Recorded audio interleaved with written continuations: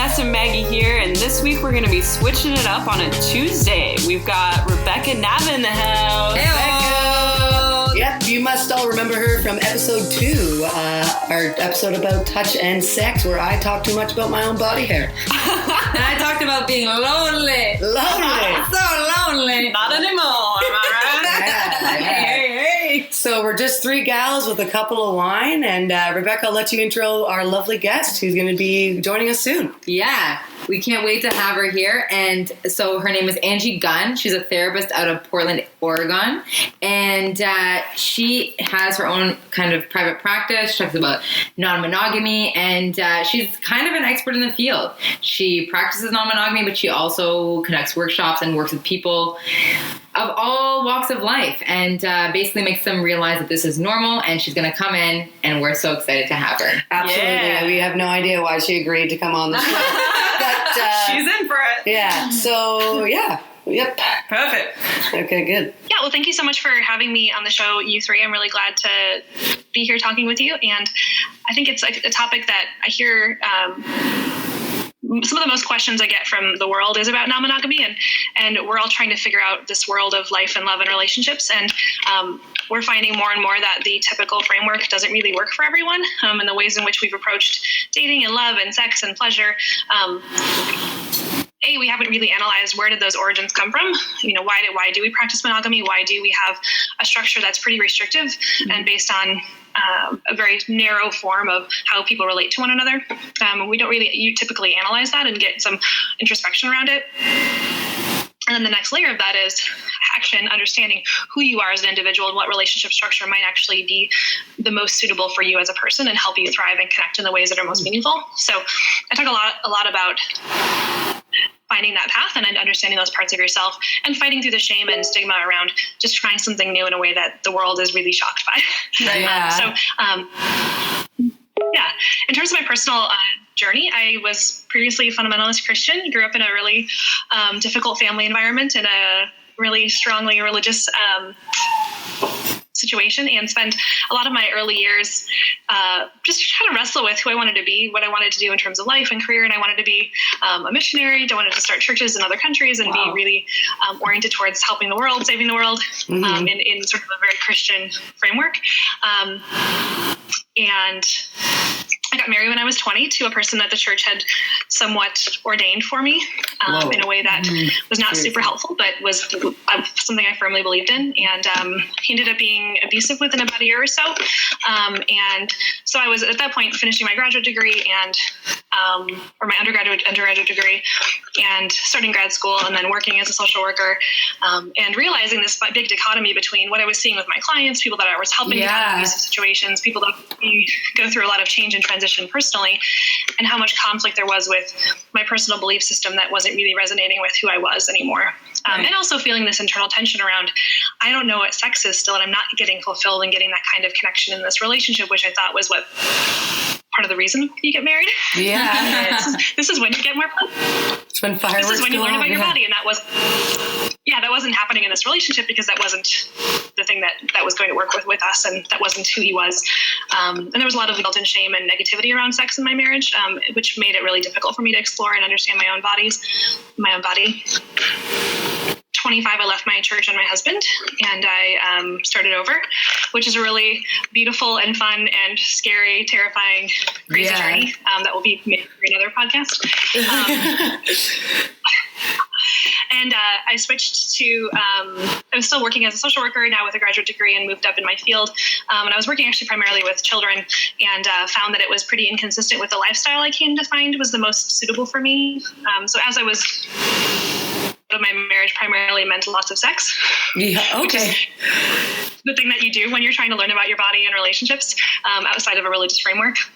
And so that in that process of having a lot of sex and a lot of connection with different people, I found that I was pretty kinky and that I oriented towards a BDSM lifestyle and also non-monogamous, and that I preferred structures where there's a lot of flexibility in relationships and there's not restrictions around how much love and connection I can share with different kinds of people in different ways, and letting it organically flow and create. Cool. And so I moved away from treating children and moved to my own practice and doing therapy for adults. And then I added my sex therapy certification so I could focus on sexuality related issues in terms of clinical setting. So that's the very short version of Up to Current. I have a practice in Portland, and I'm just recently expanding it. So I have, I'm adding in a bigger office space and workshop spaces, doing teaching, and I'm writing a book. And I run a nonprofit in Portland that we do sexuality events and education and do lots of community stuff, helping people have more conversations about sex and pleasure. Wow. Good for you. That's awesome. Good. You're pretty ballsy. That's amazing. Yeah. Just like one thing that I was wondering, so for you, when you were 25, you said you left your church and your marriage and kind of discovered on your own who you were like sexually and just like as a person as well. How did you find that group of people that guided you? Like how long did it take for you to find that community? Like what was that path? Or did it come from within? Yeah. I think I knew immediately sex was the biggest thing that I was missing in terms of my self-discovery and my growth. It was an area that I felt like this huge void in and had no idea, how to even pleasure myself, what kinds of things I liked, what kind of fantasy world was meaningful to me. I remember when I was married, hiding in the closet, masturbating to an erotica that I bought at Barnes & Noble because I couldn't have like paperback. The paperback, yeah. Right. So secretly went to Barnes & Noble and bought this erotica and hid it in the closet. And I would that was real. And so to have this opportunity now to fully express myself and my body in whatever way I saw fit was really beautiful. And I think there's a lot of pendulation around maybe too much to one side or another at various points, but really kind of finding that balance of different partners and I had one specific partner that I dated probably for the longest during that kind of my slutty period, which I still identify as a slut, but I definitely have periods in my life where I did more of that than other periods. Right. That was really sex positive and really open to lots of different kinds of exploration and touch and pleasure, and exposed me to a lot of different avenues that I had never really had space to be, and gave me a lot of emotional connection and validation to kind of go through that. But in terms of finding community, that was all happening when I was living in Wisconsin, which is a much harder place to be when you're any kind of sex weirdo. Yeah. And so I actually moved to Portland. I met a new partner, and we moved to Portland together. And in the course of that relationship, we found a huge community in Portland, which is part of the reason we moved here. There's tons of access to kinky folks and non-monogamous folks, and lots of meetups and groups and events and things. So that was really nice to find my people in a way that felt really authentic and good. Yeah, because I feel like everyone knows that it exists, but I don't really understand how you access it or how it comes about. I'm sure there's parties you can go to or whatever, but that just seems insanely intimidating. And one thing you said. Some tips on how to, pardon? I can give some tips on how to get access if you'd like. Yeah. In Toronto, we're a big city, right? Yeah. There are definitely sex freaks in Toronto. They exist. They're there. Sure, yeah.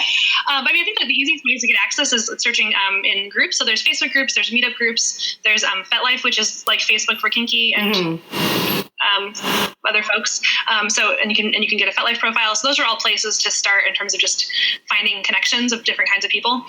Munches are good events to start going to if you're interested in more alternative sex practices. A munch is basically just a meet and greet with different people sitting around talking, and usually at a restaurant or a bar. So there's nothing happening. It's just kind of. Is it a munching lunch? Munch. Yeah, usually usually it's happened in a place where there was eating that happened. So it's really just a non-play oriented place. There's no nudity. There's nothing happening. It's just have conversation. Cool. Which is nice and non-threatening place. Yes. The munch. The munch. I got the munchies. Yeah, I got the munchies. I need to go. Yeah. Huh. Cool. Go to munch. Facebook groups are really highly used right now too amongst non-monogamy communities. So just search on Facebook in your local area too. Yeah. Cool. And one other thing I just have to ask about, what do you mean by you identify as a slut, and what does that mean to you, and how would that compare to someone else who is also maybe promiscuous and has kinks but doesn't identify as a slut, quote unquote? Yeah. I think that the word slut is a non-threatening word to me, and it's a word that I identify and choose for myself, but not one that I would have other people ascribe to me necessarily. Right. Oh, okay. So, my lovers and people in my life can call me that, and I enjoy that. I went to a conference recently. My name tag instead of my pronouns, it said whore and slut.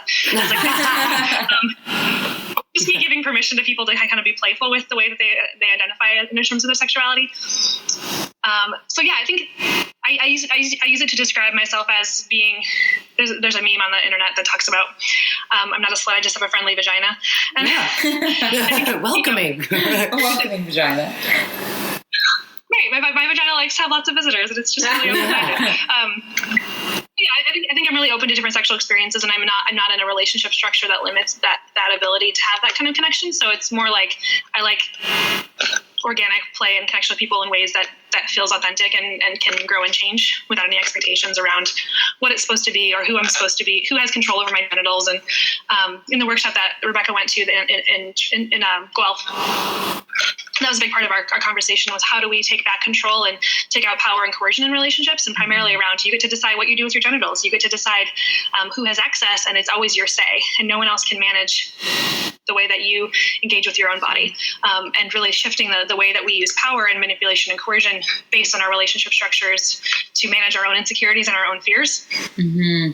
Yeah. So just for like some context for maybe some of the listeners in the future for the background is that Angie and we met at the University of Guelph Sexuality Conference in May. And Angie, your topic obviously was Be Mine, Dimensions of Control and Coercion in Mononormative Culture. So yeah, as you were saying, talking about whose property is like bodies and property and that sort of thing. So yeah.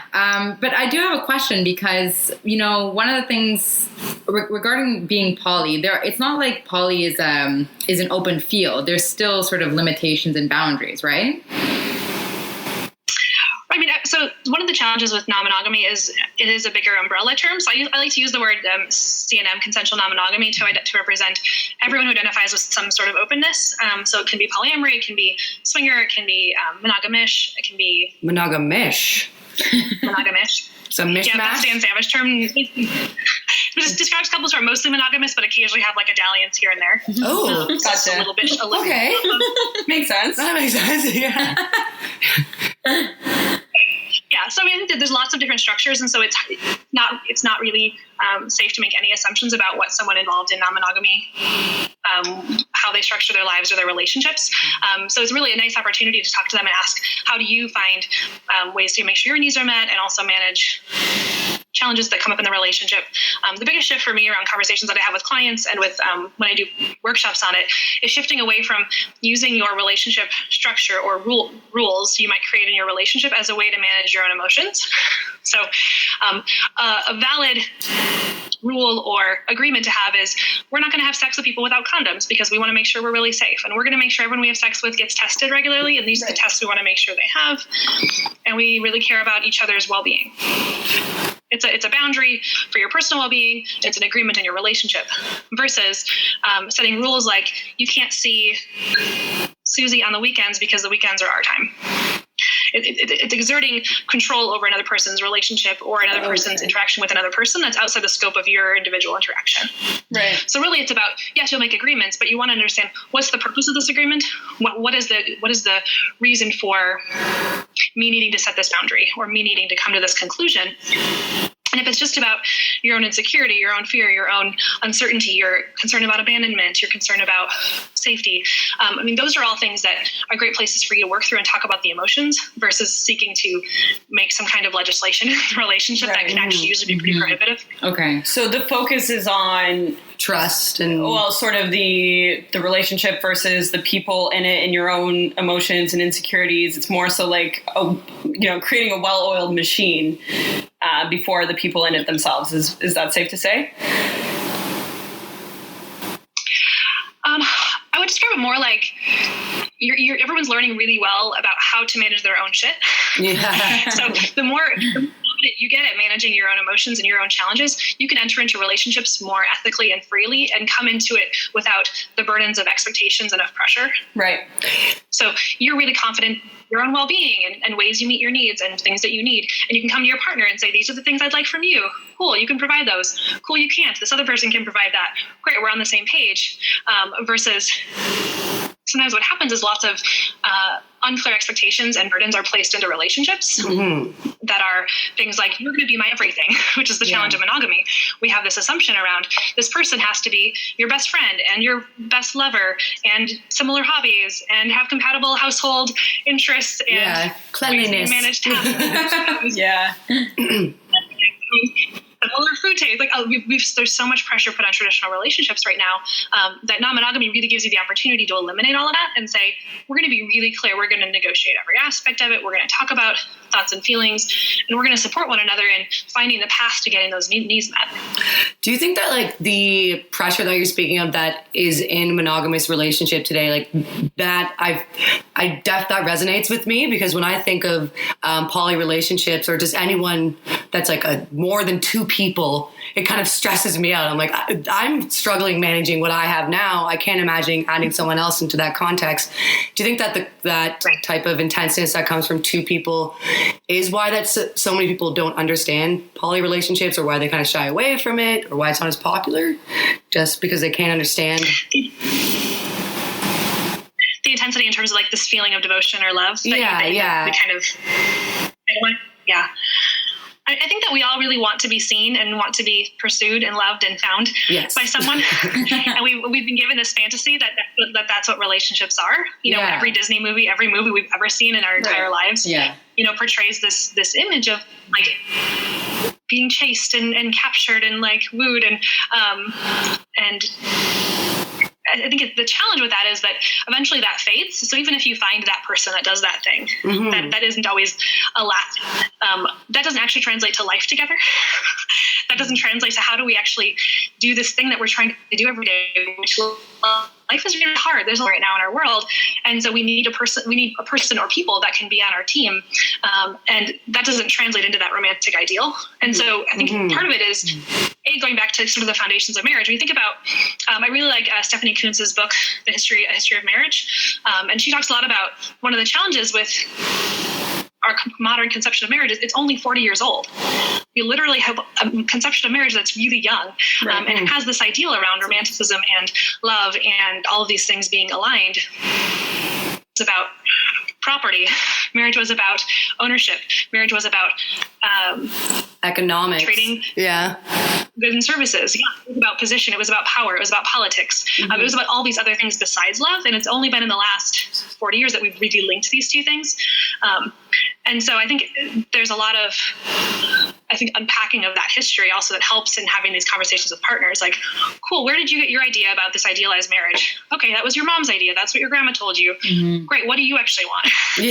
How do we shift our understanding of life and relationships to have it be a more fulfilling thing to you personally? Damn. Yeah. Am I doing life right? I don't know.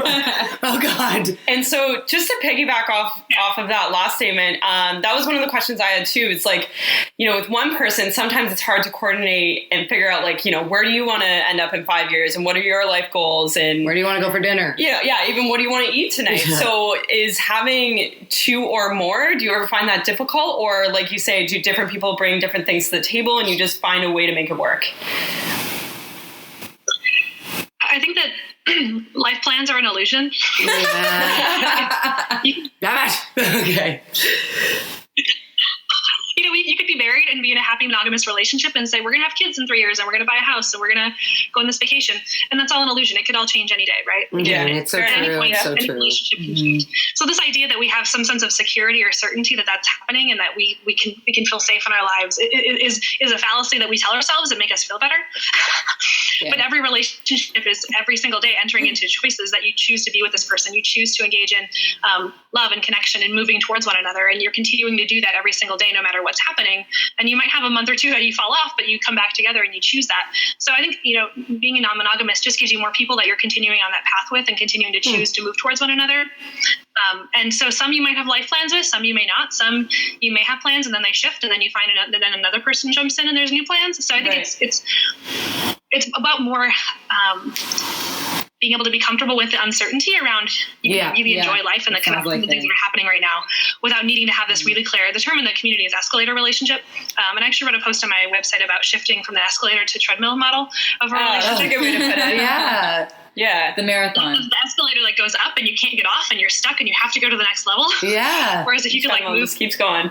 One or more treadmills, you can kind of find your own pace and find your own rhythm and really shift away from this expectation around what are the next steps in a relationship. Yeah, that's a good analogy. Angie, maybe you want to fuck them for the next 6 months. Okay. Yeah. Angie, one thing that came to my mind as you were talking about that was, I'll speak for myself. When I've come out of some longer relationships, it feels really catastrophic, because it feels like, you have these plans and you have this idea that you think something's going to work out. And my guess is maybe people who are in the poly community are a little bit more resilient to that kind of I just wonder if there would be a study on breakups and who's better equipped to deal with, I don't know, that kind of change and ambiguity. That would be interesting. Or even you said, they have their shit figured out a bit more than everybody. They know. Yeah. Right. I mean, there's a lot of new research in the poly community that's coming out, which I really appreciate, and some great folks that are doing that research. And the book I'm working on is with some of those researchers. And I think that so far what we know of the research is poly folks are just like everybody else. We fuck up our relationships just as well as everyone else. Yeah. Okay. So there's not really a privileging in the community that non-monogamous individuals are better at this or worse at that. I mean, there definitely is different skill sets, and there's certain people who are more able to be in a non-monogamous relationship style and can manage that huge paradigm shift in terms of worldview. So there definitely are more personality, I think, traits that make it easier for some people, but I wouldn't say that they're better at managing those kinds of challenges necessarily. I think that they do have more privileging or acceptance around the diversity of their own sort of needs. And I think that means they have a little bit more self-awareness about what those needs are and how they communicate them. But I mean, if you read, I caution folks against reading the polyamory discussion groups on Facebook, because they're literally just hundreds of people sharing how terrible their lives and relationships are. Like any other shitty dating site in terms of people talking about it, but doesn't mean that that's how everyone is. Just means that the same problems that come up in any relationships come up when you add 3 more to your mix. Yeah, that makes sense. And I guess speaking of problems in relationships, I'm not going to go into my own, don't worry. But just with I was noticing with poly relationships, Rebecca was mentioning from the talk you did in Guelph about there being certain hierarchies within poly relationships, and I was just kind of got me thinking about women and how they're treated in a relationship, or there's any issues of sexism within that kind of realm of things. Mm-hmm. Yeah. Well, I think, again, going back to this history of marriage, marriage specifically has been predominantly male-oriented in terms of male dominance, in terms of women were actual property. Women couldn't make choices. Women could be abused in relationships legally. And so I think there's a lot of kind of holdovers that are present in any relationship. And binary, so I don't think that it can be as absolute as we may have talked about it before, because these dynamics can come up with different gendered folks and genderqueer folks as well. But it is true that there are aspects of sexism and misogyny and the patriarchy that influence the way that non-monogamy is playing out as well. And I think that there's a lot of conversation happening right now amongst intersectional communities and voices that are seeking to shift the conversation, shift it to be more female empowering, shift it to being more equal respect and rights in terms of expression, noticing ways that marginalized communities have a difficult time with getting access. And there's a lot of criticism of the non-monogamy polyamory communities of being elitist in white spaces, which is true because it takes, to have time and money and resources and energy to engage in more than one relationship is a privilege and is a thing that we don't always talk about. So I think, being able to name these things that it's happening, name that it's true that it can feel elitist and classist at times. And also there is space for people of color and people with disabilities and people with different kinds of sexual expression in the communities. And that is, we as a community have to work harder to be more deliberate about creating those spaces for people and creating opportunities for those kinds of connections. And also I hear a lot of polyamorous folks talk about, their criteria for partners they're looking for is, especially when there's a hierarchy, they talk about a primary partner is usually when someone has a primary, secondary designations. Primary partner is like their life partner, their person they live with, usually person they have lots of intertangled lives with. Secondary is lower in terms of time and energy and investment, and can sometimes feel belittled in terms of those interactions and needs to be really highly consensually engaged in and discussing what kind of dynamics those are. But sometimes when those hierarchies are existing, it can be more difficult to always get your needs met and express what you're wanting. And then when you are looking for certain kinds of people, the criticism I hear a lot is someone will say, I want someone who's low drama, someone who's not crazy, someone who doesn't have any crazy exes. And just these you're going to make me crazy. You're the one that's saying, I had a partner once tell me that they were looking for a secondary and they said they could give me 10%. They gave me this concrete percentage of their time and energy and self. I was like, cool. I don't really know if I like being created into a number system. Yeah, that makes things feel very fixed. Yeah. And so is there it felt really strange, but at least is there typically a conversation like that beforehand where you kind of decide look, this is what I'm currently looking for in a new partner or partners, or does it sort of unfold organically? I highly recommend people having really clear conversations like that. So being really upfront about this is what I'm looking for. This is what I have capacity for. This is my time. This is my energy. This is my other relationships in my life. So that no matter what dynamic you enter into, whether it's someone you see once a month to have sex with or somebody you're wanting for a weekly contact, that you're really clear about those expectations and boundaries up front. Yeah, I think that's the biggest challenge with the secondary is the switch. I want for me really intense connection, and then now I can give you one Tuesday a month at 3 p.m. Yeah, that seems why don't we do necessary. That? If you're just wanting to be casual, why can't we do that in normal I don't know. Sorry, but so the workshops that you do and sessions that you run, are they mostly with people who are in non-monogamous relationships, or are you also focused on monogamous relationships as well? I do a little bit of everything. So I'm just making this transition into doing more workshops and things. And I'm getting this new workshop space in my new office. But I think everyone can use better relationship skills. When I do therapy services with individuals, 80% of clients I see have relationship challenges. Yeah. None of us are good at relationships. We're not really given a framework for that. We're not taught it in schools. Our parents don't usually teach us a whole lot about concretely how do we begin relationships. So I think, there's a lot of learning to be done no matter what your structure is about how to be really good at boundaries, how to take care of your own emotions, how to manage,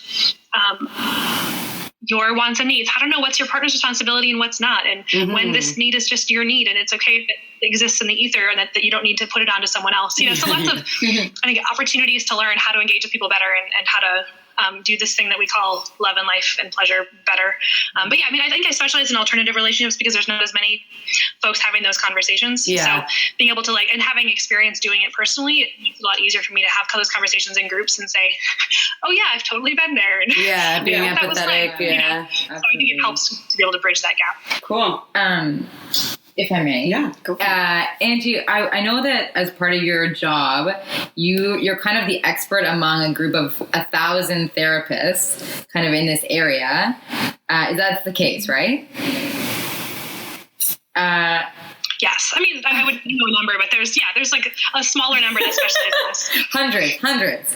And I guess I was wondering, what's the perception about poly among, have you gotten a sense among those therapists and therapists in general?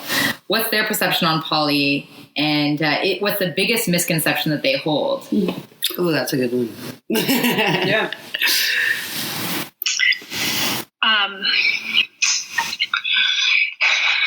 I feel really sad for clients who come to me after having seen another therapist that didn't do a good job with it. It really hurts my heart for people to feel shame or guilt or prejudice around a lifestyle choice. And so I think, the most common complaint I hear from clients from prior other therapists is therapists who say things like, well, the problem in your relationship is because you're non-monogamous. Just stop doing that thing and it'll get better. Wow. Which has been a real thing therapists have said to people. Instead of, again, seeing the nuance, like, these are relationship problems, whether it's open or not, and maybe they're not doing openness well, and there's ways you can adjust and do it better, but it doesn't mean that openness is the problem.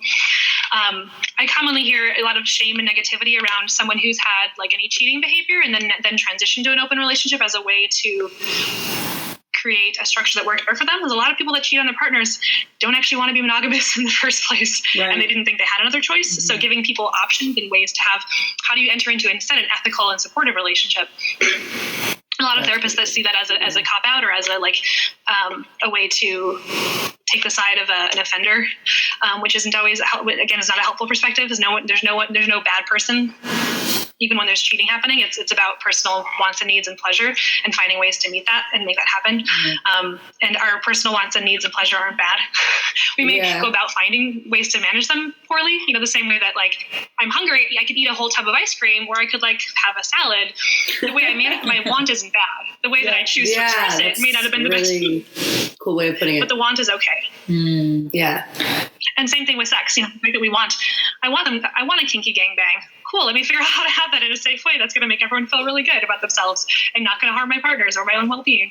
So, like, figuring out what are actually the paths to pleasure and connection. And I don't think most therapists don't have any sexuality education. That's one, I think, huge gap in training. Yeah. And so, really, finding therapists that know things about sex. Yeah. Oh, most therapists get zero sexuality education. I feel like there's like 90% of or maybe what people need therapy for. Yeah. Whoa, that's okay. We've had like one class, and that's about it. That's like a Freud class. And also, I just want to say, like, doctors don't get a lot. Doctors don't? No. And so, same with doctors. Doctors don't really either. Doctors get, like, very basic anatomy. I had a doctor that didn't know how the clitoris worked. I was having a conversation with. Yep, and there was my friend who works at a medical school in the Midwest, and was telling me that the diagram of the genitalia, that was this, like, 3D diagram, didn't have the clitoris at all. Oh my God. It wasn't in the model. Not modest. It's not modest to have that thing. Who needs clitoris? Who needs female pleasure? Whatever. Yeah. Whoa. Okay, that's a mind blow. Okay. Yeah. Like, huge gaps in our system around getting a basic education about sex and relationships and bodies to therapists and medical professionals. Yeah. When there's a few organizations that are working on improving that and filling in some of those gaps for people, but it's an ongoing challenge. Yeah. But I mean, it's good for you because you run a business on this, right? Yeah. Upgrade office space. More office space, and now you're writing a book? Yeah, that's great. Congrats. Yeah. People like hearing me talk about weird sex stuff. I don't know. Yeah, I guess we all just wanted, time vicariously. We'll figure it out. And by the way, Angie, how long? Sorry? I just said I believe in you. You can do it too. And I wanted to ask Angie, how long have you been in a poly relationship for? I am going on 4 years. Oh, congratulations. Yeah, 4 years. And can we ask about the current... But I also had I don't really like the designations, but I've had other periods in my life where I had multiple partners. So, like, maybe the last 10 years at various points. Mm-hmm. Fair. Right. Mm-hmm. Is that like a mishmogamy? Wait. It's like a monogamous. Monogamous, sure. I have one partner that I've been with for 7 years, and so he and I specifically opened our relationship about 4 years ago, more deliberately. But prior to that, I've had periods where I had multiple partners simultaneously. Okay, cool. Okay. One of the questions I had was, I'd like to kind of talk about, are most people that you know in the poly community out about their lifestyle? Good one.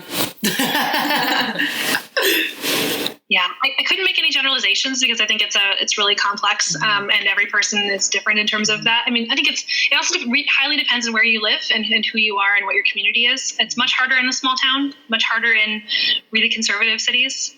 There's some fear around even therapy. Like, I'm out as a therapist but it's really hard for other therapists that could have threats to their license or to their career. So I think that it really depends on where you live, what your job is, what your community is. So Portland, there's a lot more people that are out because this is a pretty open-minded place, and we are really highly built on progressive political structures. But other places, I hear from folks in small towns or other cities where they fear for their safety or well-being by being out, or from ostracization from their families or workplace. There's still a lot of shame. Even my own family, my own relative had said to me that clearly I'm bad at relationships because I can't just keep one. Wow, gotta catch them all. Okay. So we can't really predict who's out or not, and say whether that's how common it is. But I also think that regardless of what your decisions are regarding it, creating some kind of community where you can be seen authentically is really important. So even if you can't be out to many people, at least having one or two people that are in your local community that you can be your total self with and process what's happening is really important. I have a lot of clients that sometimes I'm the only person that they know that they're talking about this stuff with, which is really tough because I can't be there, in the middle of the night if they just need like somebody to cry on and process with. So it's really good to have just some local community and find a couple of people that you can have, even if people that aren't in the lifestyle but may support it. And I use the lifestyle as like my designation. Some people don't view it as a lifestyle; they see it as orientation, which is maybe a topic for another conversation. Yeah. Oh wow. Yeah. Angie, like, how would you recommend that people who are monogamous can be better allies? For one, not shaming or making fun of it or being mad at them or upset about it. I think it's just a scary thing to try. To be able to completely shift the social paradigm around relationships is really threatening and scary to a lot of the religious orientation and kind of base of most of our countries. Right. And so I think that being able to say, like, I'm going to try this thing, and it's really scary, and it's not going to fall within any framework that you know of, and, is a lot, a big leap to take. And commonly people are met with a lot of shame and guilt and harsh negativity and criticism in ways that isn't really helpful. So I think that, a lot of letting go of your own assumptions around what does it mean to have more than one partner. It's not the fact that you can't be faithful to your partner. It's not the fact that you are a sex addict or have problems with your sex drive. It's not the fact that you a committed person or don't really love your partner. I think just working through all those assumptions that we make about our beliefs around what having another partner means, and challenging those assumptions, and none of those are accurate. They could be maybe for somebody at some point, but that's not the case in most people that you're going to meet. Right. And even just being less like, I only know one person that's ever been in a polyamorous relationship, and for a while he's married now and just like didn't mention anything of it. But then when he did, I think he was met with just a lot of shock. So I can imagine that's part of the reason that a lot of people are like, well, if they've decided on monogamy for themselves, it's like, maybe I will just keep this to myself because it's just kind of a hassle to go through the entire story, and people have a lot of questions, and it's often met with a lot of shock. Right. Yeah, and I think fearing what will happen if you have children, if you have family, if you have, reputations to uphold. There's a lot riding on being seen as a good person, and then people's beliefs around because you like to date more than one person, you're not a good person somehow, which makes sense. But we have those assumptions about people and sex and bodies, and sex in general is this like privileged thing that we've decided has this level of sacredness, which it can, and there's times where I have really sacred, beautiful sex, but there's also times where sex is like getting a massage, like going to the gym, going for a run, like it's a release of some sort. But, it doesn't have to have this huge stigma associated with it, and in our beliefs that it does, we've decided that it has this power, and we can also decide it doesn't have to have that power.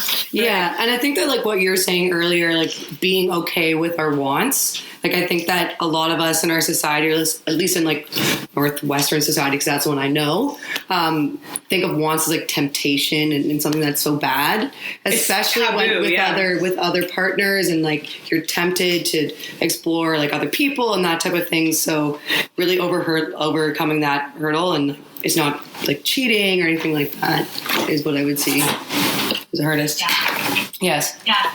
It's a big shift to make. Sorry. No problem. We had a dog come in. Very cute. Very cute. Nice to meet you. Sorry. Dog. It was very distracting for a second. But And so, Angie, you mentioned definitely open communication is obviously a huge element to, well, any successful relationship, really.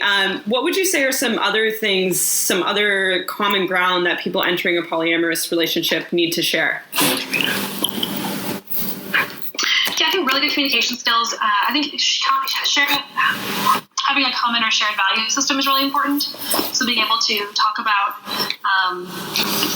your beliefs around independence, beliefs around decision making, beliefs around gender roles, and even just understanding of what gender is and how it manifests, understanding about what role sex plays in your life and how it impacts decisions that are made. One of the most common challenges I run into with couples is mismatches in terms of sex, like the beliefs and the role and the power it has, the role it plays, or the function it serves in a relationship. So being able to be really clear with one another about what you're looking for and how that manifests. Having the ability to be pretty introspective about what your needs are in relationships. A lot of times we're in relationships and we don't really ever think about it. We're like, oh, this is what we do. Right. We date people and we go out and we build a life together, and eventually we live together. Instead of really being clear about, oh wait, I actually really hate having someone in my space, and I want my own space, and I just want someone to like watch TV with me twice a week. yeah. I want sex on Saturday and TV watching Tuesday and Thursday. Yeah. Those are my relationship needs. So being able to like be really clear about that, and that you can actually ask for all those things, and practicing asking for what you actually want from people. It takes a lot of courage and stepping into a brave space to be fully comfortable in the things that you're interested in, but that's okay. Yeah. The person I dated that was like, I don't really want to kiss you because I'm not really feeling the face stuff, but I want to do stuff to your butt. Cool. Can we do that like once a week? Yeah. And that was okay to like be able to ask for the thing that I wanted with this person, and they could say if they weren't okay with that, if kissing was a non-negotiable for them, then they can say no, that I need this thing and we're not a good fit. Cool, let's move on. Cool. Right. So like we're friends. Yeah. So being able to like be more clear about what are things that you like in terms of sex, in terms of pleasure, in terms of life, and moving towards a person that that you find those intersections with can be really beautiful and can be really liberating. And you actually grow in areas that you didn't know were a part of your identity because you're having that clear conversation. So I also think being able to like talk about breakups in advance. My friend Liz, we did the workshop together at Guelph, talks a lot about that, but negotiating what will happen when we break up. It's likely, it's possible. What are we going to do about that? How will we treat each other? How do we show care and respect for one another, for our communities, for our families, for our friends? Really? Because poly networks can get really expansive once you start connecting with people's partners and other people's families. So being able to be really aware of, you're now entering into this network of people, of community, and we have an obligation to care for one another and provide that respect and support no matter what. That's great. it sounds like a lot of monogamous relationships seem like need a crash course in non-monogamy. Yeah. That's a lot of maturity. Yeah. I mean, obviously not. Yeah. That's awesome. Those kind of conversations are not that easy to have. Yeah. This is not a 101. This is the ideal. Yeah. No kidding. Right. Yeah, no, I definitely like the one-on-one class is way more simple. This is just like ideals, like good ideas. Yeah. And I don't always do them well in my personal life. So I think, we all we do the best we can and we try. Relationships are really hard. They're really emotional. And ourselves are put into these things that we're trying to engage with the world and understand how do we float through this universe in a way that doesn't feel like shit. Right. Yeah. Without hurting everyone along the way. Sure. And Angie, one of the things I've noted down that you talked about, you and Liz talked about, was Peggy Kleinplatz. And I guess she wrote a book and she talked about a relationship bill of rights. Does that ring a bell? The Bill of Rights is actually from Franklin Buzz's book, More Than Two. Oh, right. That was it. Yeah, that was the book. Okay, yeah. Do you feel comfortable talking? Not that it's your work, but are you comfortable with that? Yeah, I mean, I definitely encourage everyone to read Franklin's book. Franklin does and Franklin and E. Rickert, actually. They both do a really great job in this book of giving a lot of how-tos. It's pretty dense, so I like to kind of skip around to sections that are relevant to the time. But it gives a lot of really concrete information and feedback about how do you navigate open relationships. But then there is this relationship bill of rights that I think everybody should refer to and look at some point. You can actually Google on their website more than 2 relationship bill of rights and it'll pop up for you. But it's really great description of what are some basic rules we want to apply to how we engage with other people, and things that we don't really talk about again in standard relationships. Very different than like a marriage vows, which are weird promises based on your partner. Based on forever. Yeah. Sickness and a house. Yeah. Right. And this is a good contrast to that because it's really just, here's some good stuff. Try to be respectful to each other. Be honest. Care about one another's needs. Do your so best. Some really concrete things that are, I think, nice to refer back to often. Serious. Cool. Yeah. Okay. Well, that's handy. Yeah. Yeah. Good to know. That's great. And sorry, what was the name again? Franklin. Franklin Bud E. Rickert. The website's more than two. More than 2. Just search for more than 2 relationship bill of rights. It'll come up. That's the one. I can send a link to you too if you'd like that. Yeah, we will. Yeah. Okay. Thank you. Even, just like from today, from this talk, I feel like I've learned so much more about how we just take for granted, like relationships. Usually everyone's in one, it's just kind of, I think I'm doing it right, but there is so much that you can focus on and learn together to actually make it a bit more enjoyable and respectful for everyone involved. And just to gain perspective outside of your own. So yeah, this has been really, really insightful. Thank you. Yeah. You're welcome. Well, I think one last comment I had is, this week has been a lot of the Me Too Facebook social media campaigns going around. Have you guys? Yes. Yeah. For those of you who haven't seen it on Facebook, there's been a campaign going around of folks saying Me Too to reference that they've had sexual assault or sexual harassment in their lives. And I think the one conversation that's bringing up for people is the importance of needing to talk about consent progressively in relationships beyond just when you first meet someone, but that you're always entering into conscious and consensual negotiation, talking about wants and needs, being really clear about what you're comfortable with, even with your partner you've been with for years, being able to say, I'm not really interested in that thing, but I'd love this thing instead.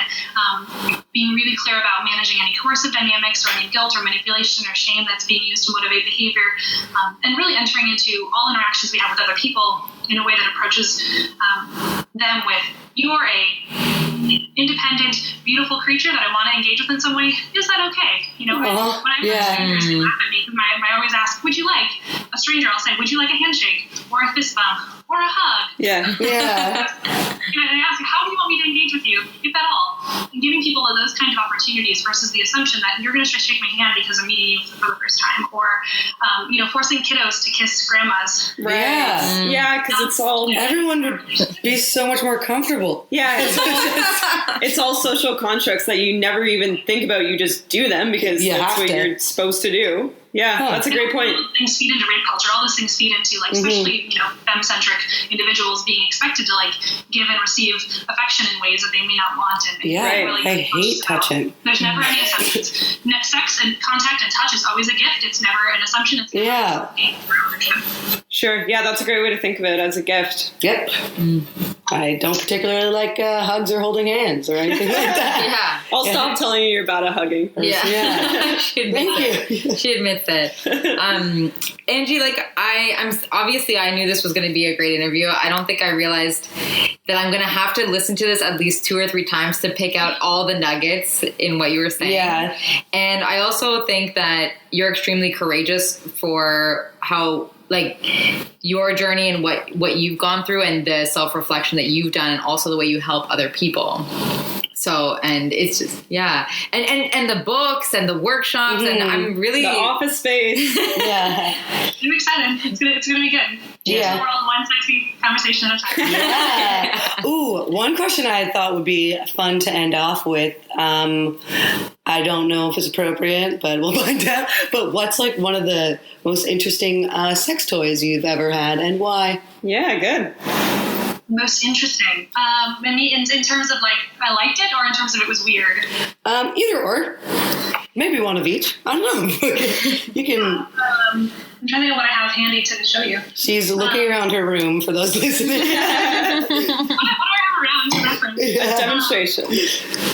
I really like the rechargeable Hitachis. It's my favorite. Hitachis are my jam, and I think that That's a dildo, right? Desensitization based on vibration. If you need vibration to get off, then we'll do it as much as you need and add it into your sex and teach your partners how to do it. There's a lot of shame and stigma around it that's not helpful and useful. Sex toys are cool. So yeah, I think retractable Hitachi is really great, portable, accessible, just as intense as the regular Hitachi, but easy to take places. Is that a dildo? For us prudes, is that... I'll show it to you one time. Teach us. It's a really big vibrator. Okay. Oh. Yeah. Like the very one that looks like a massager? Yes. Oh. Very cool. Oh, okay. I don't have it handy, but here's a picture of it on a mug that my friend loves. Okay. It's the OG, the vibrator. Everyone says it's a neck massager. Oh, okay. Tiny dildos I have too. Oh. Yes. Oh, those are. Oh. Oh, it's like a little plug. Yeah. I think that maybe the strangest toy is the womanizer, which I'm not actually a fan of, but I have it. The name sounds creepy. Yeah. It's a lot of people talk about it very glowingly, but you need like a firm suction on your clitoris. Okay. So, just to maintain. Yeah, describe what it looks like. It looks like one of those face washing things. Yeah. You wash your face with. So you put like a firm suction here. Okay. It's actually missing its thing. Yeah, you put a firm suction against your clitoris, and then it just like sucks and vibrates in this really tiny little hole. Okay. If you don't have a firm suction, it doesn't really work, and it's like super intense just in your clitoris. That sounds like a lot. They have an orgasm guarantee. Oh. It doesn't work for you. You can mail it back. But Damn. Oh, hey, satisfaction guaranteed. How do they validate that? Yeah, satisfaction. That's like the most like pure, like real form of satisfaction guaranteed, and the womanizer. Yeah. Womanizer. Yep. Yeah. I do have to run to see clients too this evening still. But Yes. Thank you guys for interviewing me and having me. No, thank you. Honestly, Yeah, I feel like we've kept you for too long, but this has been really, really wonderful. I'm so glad. Yeah, feel free to give my name to other folks if you have other resources or people or want me to come do more things. Wow. Thank you so much. Thank you, Angie. And honestly, I've learned like so much in this, however long it's been, and you're the best. Okay. All right. Meet you all. Okay. All right, Okay, take care. cheers. Bye. Thanks, Angie. Bye. See you in Portland, Bye. baby. Well, that was great. That was unbelievable. Really good. Yes. I'm overwhelmed. I am very overwhelmed. I feel like overall, I think that the relationships between like monogamy and poly relationship or non-monogamous relationships, they're pretty much the same, except for to me, it sounds like a non-monogamous relationships are just a lot more respectful and honest with each other and just kind of easier. They've gotten better, at least at kind of knowing what they want and communicating that. And I feel like even for, like, I'll speak for Maggie and I, going into this, we were kind of like, but how does it work? How is it practical? Like sometimes it's hard to manage just one person's emotions. So I feel like it shed a lot of light on how this is like super doable if that's what you're looking to pursue, right? You've just been conditioned, into thinking it's just one way. Exactly. Yeah. So I gotta listen to that at least 2-3 more times. Yes, and just let it sink right into my bones because damn. Lots to think She's about. wise. I'm so grateful. Yeah. So grateful. And that's the thing too, is that she's talking about the ideals, I think. Like when she's a therapist and that she advises people on how to do it not right, but better. Right, sure. Yeah, but what I liked is that she was humble. She knows that we're all just human. We're all just trying to figure it out. Yeah, exactly. As we said. So just do the best you can. I like that she said that. Yeah. Also, just like from her background as well, like what she did with that and where she's come from, and now like giving back in like another way is just like amazing as a person. Yeah, I mean, definitely she didn't have the easiest journey, so it's awesome that she can share that with other people because there's people in the world that will take a lot from that. So yeah, really cool. No doubt. Awesome. Well, good stuff, gals. Happy we could do this. Yeah, cheers. Cheers. Signing off.